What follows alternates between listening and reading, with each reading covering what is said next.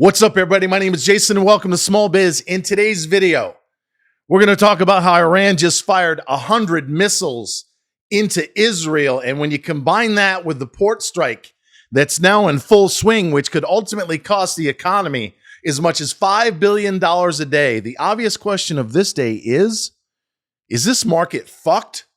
Are we actually much closer to a bottom than a top? All that and more coming right up.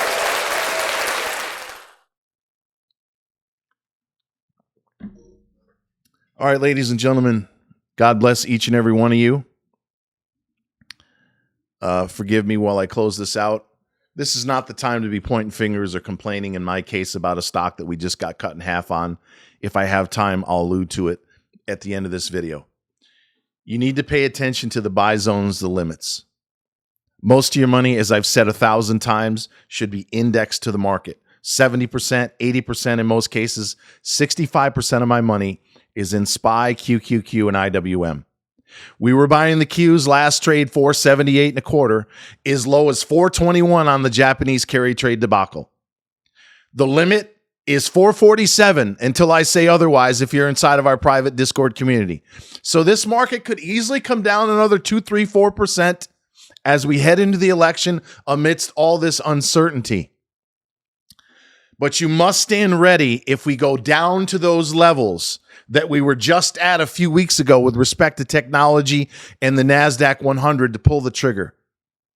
Because as many of you have figured out as you've been with me for the last year, 2, or even 3 over on Twitter, I've nailed this fucking market in terms of the indexes and Bitcoin.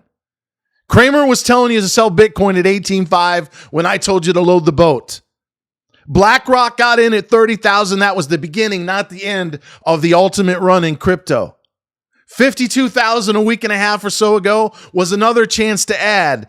Last trade on Bitcoin, 61,400. All we're doing is oscillating at the moment, coming off of overbought conditions between the 200, which is above the 50-day moving average.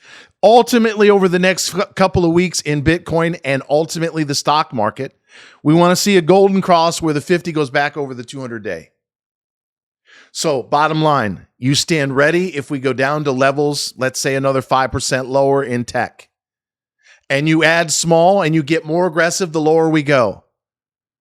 But as I said yesterday, this is a fucking disaster for Biden-Harris. Who the fuck's going to want to elect a woman who's got a thing not only for yellow school buses now, but lawnmowers? Yes. Did you see that in a speech? I got a thing for lawnmowers. Are they holistic? Look, I'm not going to spend a lot of time on this, but Trump is not perfect. But we had no wars. We had a solid border. We had 1.4% and $2 inflation and $2 or less gasoline. We need to bring that badass fucking boss gangster motherfucker back. Because the world is this close into teetering into World War III. Now what's going to happen? Israel's going to go into Iran, knock out all the nuclear facilities. Might I say, that could go either way. That could send the market lower, or the market, in the case of the Gulf War in the early 90s, markets tend to love war, chaos. Why? It springs unity, patriotism, and more importantly, fiscal spending and monetary stimulus. So while the shock of uncertainty with the strike and the war that's only escalating as we speak might spook the market a little lower in the near term, don't kid yourself. AI's not going anywhere. $6 trillion in cash on the sidelines ain't going anywhere. Massive corporate buybacks ain't going anywhere. This massive secular bull market that began several years ago, that in my opinion is going to last to the middle of next decade, ain't going anywhere. So whatever significant weakness we get, including in stocks that we're trading, you add small. And with that said,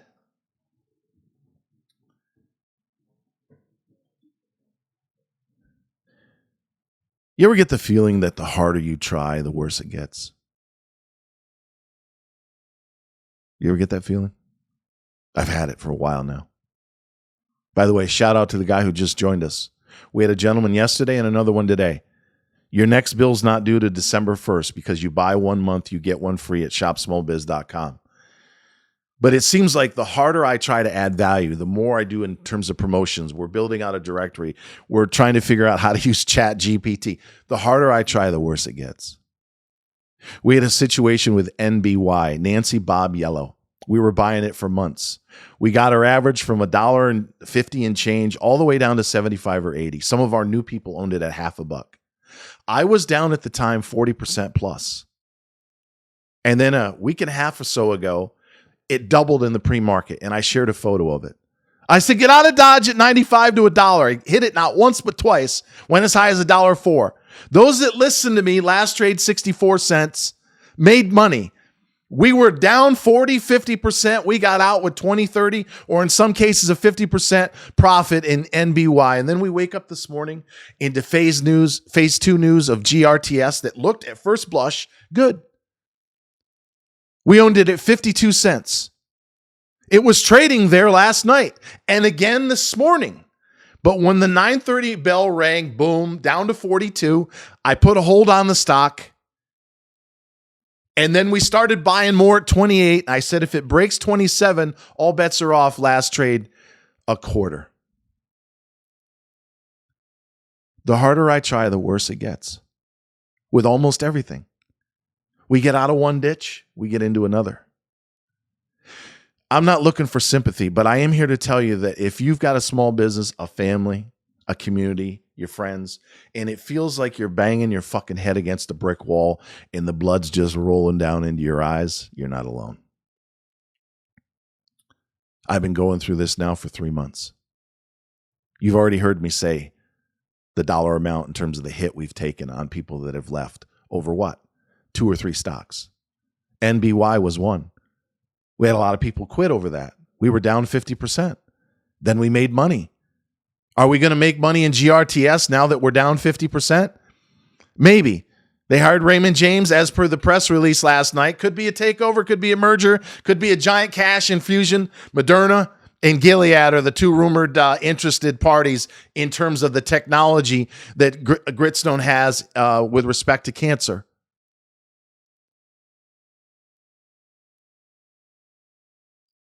But I just got out of one ditch into another. My clients, my friends, my family, out of one ditch into another. 130-2 means nothing. Dak Prescott, he's a has-been quarterback until he wins in January. Right now, he's the most overrated, overpaid quarterback in NFL history. What have you done for me lately, Dak? Jason? Bob? Steve? Sarah? So in closing, it's okay to be honest. I don't give a fuck what people think about me. I don't give a fuck if I lose another $5,000 or $10,000 a month. It'll hurt. But it won't be because I'm not being honest with people. It won't be because I don't have a 98% win rate, because I do. All the problems that we have are related to 1 or 2 or 3 stocks. That's it. And by the way, to the guy that asked me last night, well, what about in the last year or half to 2? 168-7. Add in Mullen and MCOM, which were over a year ago. MobQ. Here's an example of patience. MobQ, I took a loss of about 20%. I sold the stock at 65 cents when it was going to the pink sheet. They were getting delisted. It went all the way to a dime, and then guess what happened? A 30-bagger. Oh, yeah, in the last year and a half. I get out at 65. I'm thinking I'm king of the mountain. It goes to a dime, and then it goes from a dime to $3. Last trade, $2.57. Now, it took 9.5, 10 months, almost a year, but patience paid off there. So I don't know what's going to happen with GRTS if you're in it. I wouldn't be buying it unless you're just willing to burn the money in terms of a bounce. There is a possibility they're ultimately going to have to make some sort of a filing related to bankruptcy protection. They've got 6 to 9 months of cash. They got a fucking a breakthrough type drug, but with small cap bio, you never know. But I want to emphasize before I let you get on with your day and say a prayer for this world that's currently fucking gone amiss, awry. We've lost our compass, not only abroad, but here in the U.S., right? This election's tearing people apart. Don't be afraid to tell the truth. Don't be afraid to take a step back. Don't be afraid to say, fuck it, I have no idea what's actually going to happen. I can tell you what I think's going to happen, but I have no idea exactly what's going to happen. I have no idea if this is going to resonate with anybody. It may fall flat. We may have more people quit as a result of this video. Who the fuck cares? It's real. It's what's going on in right here and a little bit right here. So until next time, always remember that I love you and I hope to see you join us by way of shopsmallbiz.com.